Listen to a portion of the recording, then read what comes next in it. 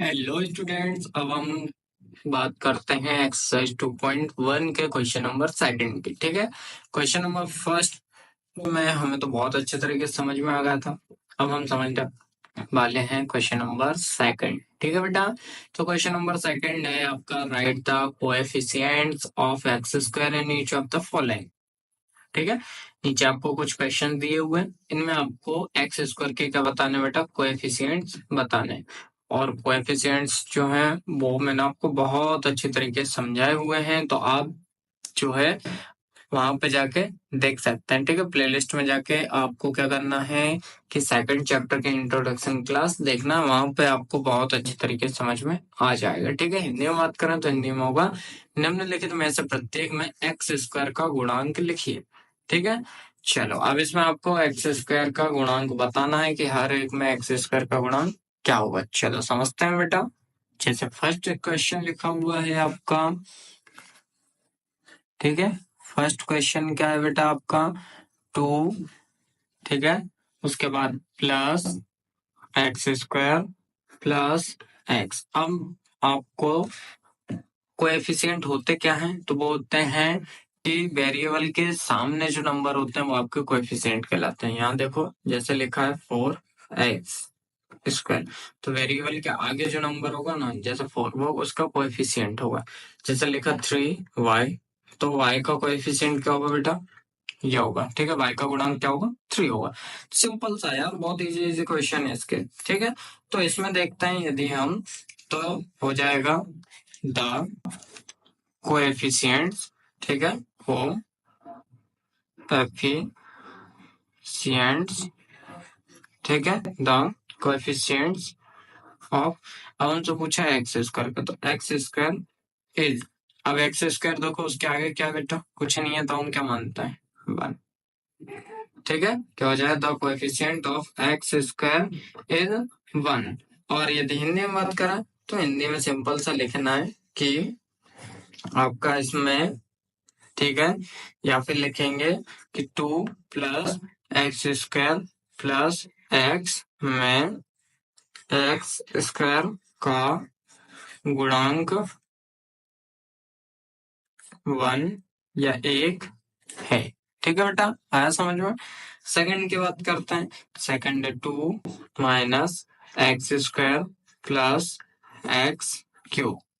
ठीक है, तो यहाँ पे हम लिखेंगे इन 2 minus x square plus x cube. ठीक है, द कोएफिशिएंट कोएफिशिएंट्स, ठीक है, ऑफ एक्स स्क्वायर इज, अब यहाँ देखो कुछ नहीं है, 1 है, लेकिन साइन किसका है, माइनस का, तो -1। ठीक है, ये इतना समझ में आया। अब हिंदी में लिखेंगे, हिंदी में हो जाए 2 minus x square plus x cube में एक्स स्क्वायर का गुणांक -1 है। ठीक है बेटा, समझ में आ, बिल्कुल बहुत ही इजी क्वेश्चन है यार ये तो, है ना। चलो अब हम सेकंड के बाद बात करते हैं थर्ड की। तो थर्ड हो जाएगा आपका, देखो थर्ड क्या है, ये है आपका पाई upon 2 x square plus x. ठीक है, तो हमें सिंपल से क्या लिखना है, वही in pi upon 2 x square plus x, the coefficients coefficients,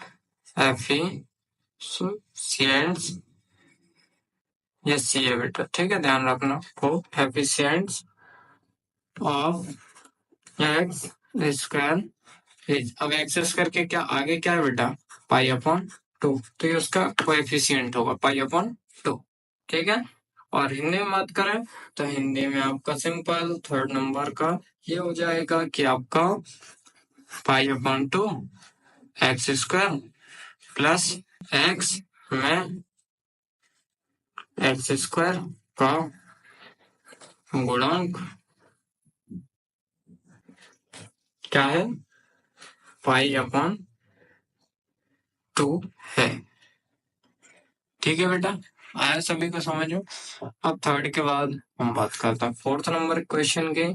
तो फोर्थ नंबर का क्वेश्चन है आपका √2x-1 √2x-1। अब इसको हम क्या लिख सकते हैं, इसको थोड़ा सा ध्यान से समझिएगा। ये हो जाएगा इन √2x-1 इज इक्वल टू, इसको क्या लिख सकते हैं हम, 0.x² प्लस √2x-1। ठीक है, सॉरी ये रूट सिर्फ 2 तक है ना बेटा, ये ध्यान रखना, ये रूट सिर्फ 2 तक है, x पे नहीं है ना। तो इस टाइप से लिख सकते हैं। तो द कोएफिशिएंट्स